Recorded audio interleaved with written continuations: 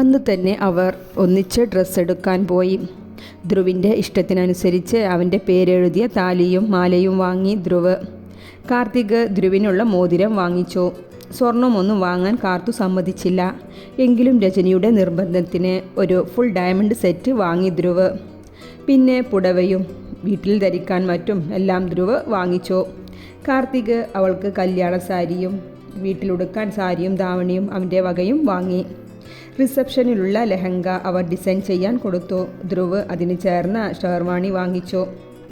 പ്രാറുവിനും ഇച്ചുവിനും കല്യാണത്തിനുള്ള ഡ്രസ്സും രജനിക്ക് സാരിയും എല്ലാം വാങ്ങി തിരിച്ചു വരുമ്പോൾ നേരം 10 കഴിഞ്ഞിരുന്നു.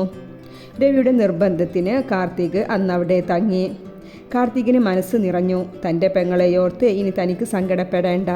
അതുപോലെയായിരുന്നു അവൻ തിരിച്ചു പോകുവോളം ധ്രുവിൻ്റെ വീട്ടുകാരുടെ പ്രവൃത്തികൾ. രവി ഹരിയുടെ അമ്മയെ വിളിച്ച് പാറുവിന് വിവാഹത്തിന് സമ്മതിച്ച വിവരം അറിയിച്ചു. ഹരിയും അമ്മയും വളരെ സന്തോഷത്തിലായി. ധ്രുവിൻ്റെ വിവാഹം കഴിഞ്ഞ് അടുത്ത ആഴ്ച തന്നെ നല്ലൊരു മുഹൂർത്തം നോക്കി വിവാഹം നടത്താൻ അവർ തീരുമാനിച്ചു. ഇപ്പോൾ ഹരി എന്നും രാത്രി ഇച്ചുട്ടനെ വിളിക്കും. പാറു എല്ലാം കേട്ട് അടുത്തു തന്നെ ഇരിക്കും. അവളും അതിലേക്ക് അഡ്ജസ്റ്റ് ചെയ്യാൻ ശ്രമിക്കുകയാണ്. പാറുവിനറിയാം തൻ്റെ വിഷാദഭാവം വീട്ടിലുള്ളവർക്ക് ദുഃഖമുണ്ടാക്കുമെന്ന്.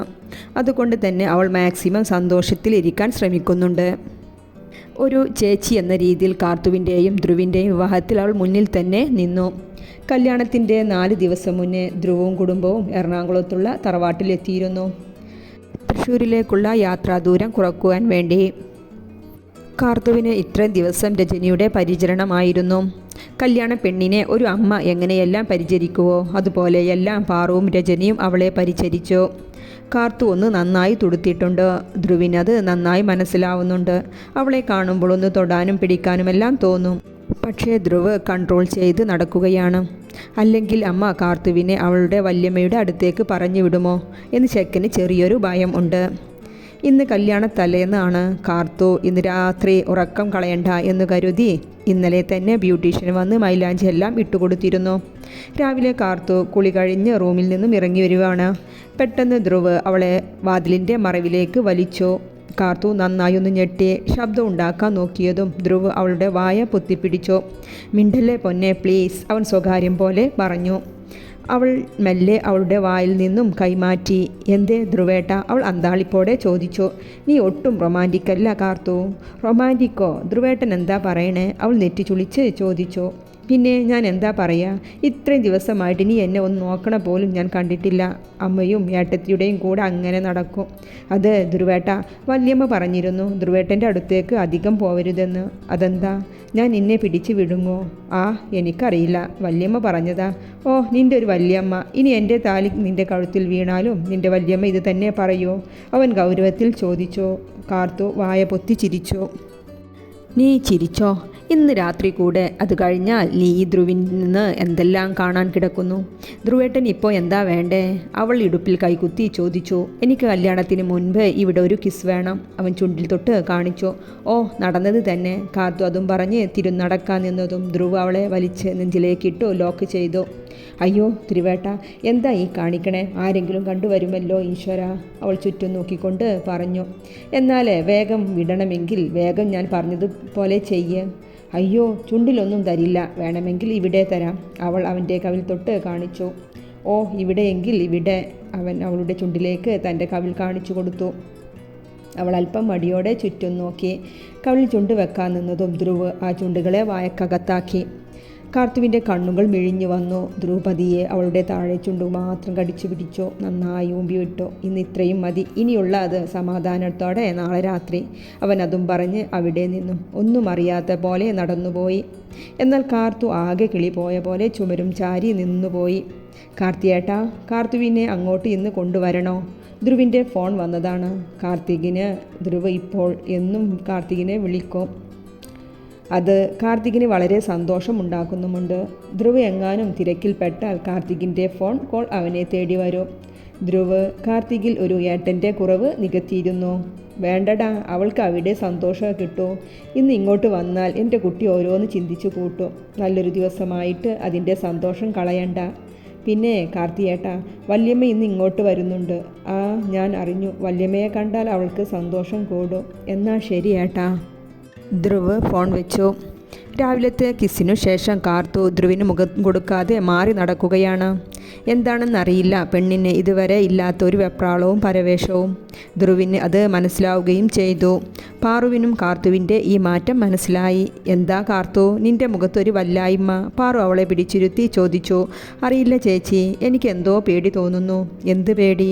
പാറു കടിച്ചു പിടിച്ച് ചോദിച്ചു. അവൾ കൈ മലർത്തി കാണിച്ചു. ധ്രുവിൻ്റെ രാവിലത്തെ പെർഫോമൻസ് കണ്ടിട്ടാണോ? പാറു അവളുടെ താടി പിടിച്ച് ഉയർത്തി ചോദിച്ചു. ചേച്ചി കണ്ടോ? ആ നേരത്തെ ചേച്ചി അവിടെ ഉണ്ടായിരുന്നോ? ഞാൻ മുഴുവനായും കണ്ടില്ല, പക്ഷേ നിന്നെ അവൻ വലിച്ച് ഡോറിൻ്റെ സൈഡിൽ കൊണ്ടുപോകുന്നത് കണ്ടോ. പിന്നെ കൂടുതലൊന്നും കാണാൻ എനിക്ക് ത്രാണിയില്ലാത്തത് കൊണ്ട് ഞാൻ വേഗം ഈ ചുട്ടനെയും എടുത്ത് ഓടിക്കളഞ്ഞു.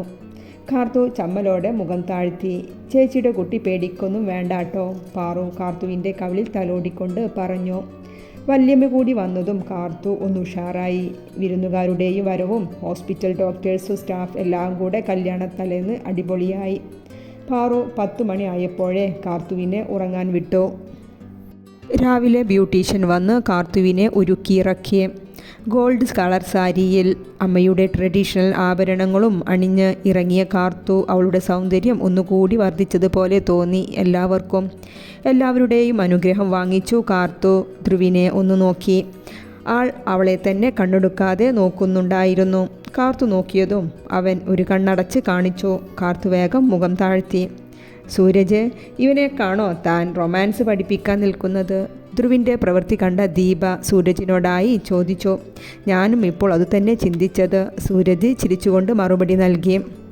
കാർത്തുവിൻ്റെ കൂടെ വല്യമ്മയും റസിയയും ബീന ഡോക്ടറും ദീപയും പോയി. റസിയ ഇപ്പോൾ രവിയുടെ ഇടപെടൽ മൂലം +2 റിപ്പീറ്റ് എഴുതുകയാണ്. അവൾക്ക് വേണ്ട എല്ലാ ചിലവും ധ്രുവ് ആണ് ചെയ്യുന്നത്. 1 മണിക്കൂറിന് ശേഷം ചെക്കനും കൂട്ടരും ഇറങ്ങി. ധ്രുവ് ക്രീം കളർ മുണ്ടും ജുബയും ആണ് വേഷം. അമ്മയുടെയും അച്ഛൻ്റെയും അനുഗ്രഹം വാങ്ങിച്ചു. ഏട്ടൻ്റെ ഫോട്ടോയെ നോക്കി പ്രാർത്ഥിച്ചു. പാറു അവനെ ചേർത്ത് പിടിച്ചു. പറമ്പ് മുഴുവൻ പന്തലിട്ട് ആധുനിക രീതിയിൽ തന്നെ മണ്ഡപം ഡെക്കോർ ചെയ്തിരുന്നു. കാർത്തുവിൻ്റെ വീട് കൊട്ടാരം പോലെ ഒരുക്കിയിരുന്നു കാർത്തുവിൻ്റെ കാർ അവളുടെ തറവാട്ടിലെത്തിയതും കാർത്തിക് ഓടി വന്ന് കാർത്തുവിനെയും പിടിച്ച് സ്റ്റേജിലേക്ക് കയറ്റി. വല്യമ്മയും കൂട്ടരും അവളുടെ കൂടെ തന്നെ ഉണ്ടായിരുന്നു. ധ്രുവ് പ്രത്യേകം അവരെ പറഞ്ഞ് ഏൽപ്പിച്ചിരുന്നു കാർത്തുവിനെ ഒറ്റക്കാക്കരുത് എന്ന്. എന്നാലും എന്തോ കാർത്തുവിൻ്റെ കണ്ണുകൾ നിറഞ്ഞുകൊണ്ടേ ഇരിക്കുകയാണ്, എത്ര വേണ്ട എന്ന് വെച്ചാലും. ധ്രുവ് കൂടി എത്തിയതും കാർത്തിക് അവനെ സ്വീകരിച്ച് മണ്ഡപത്തിലേക്ക് കയറ്റി.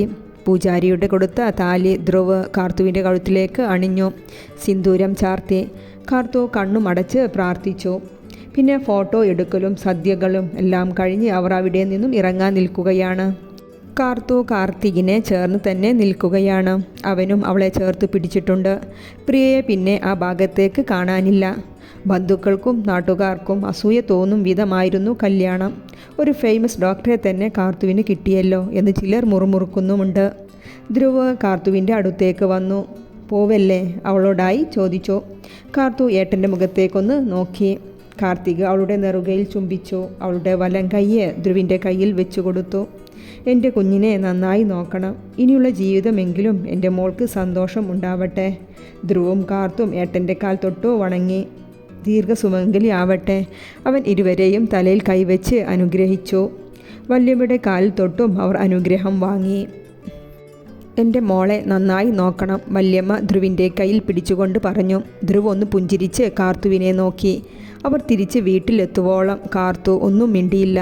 ധ്രുവും അവളെ ശല്യം ചെയ്യാൻ നിന്നില്ല.